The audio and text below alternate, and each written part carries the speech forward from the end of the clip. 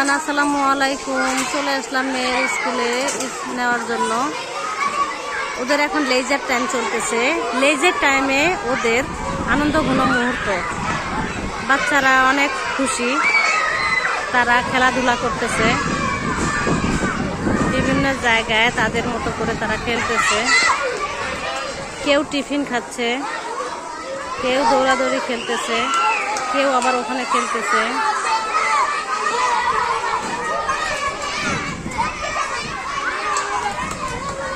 কেউ আবার এখানে দোল খাচ্ছে।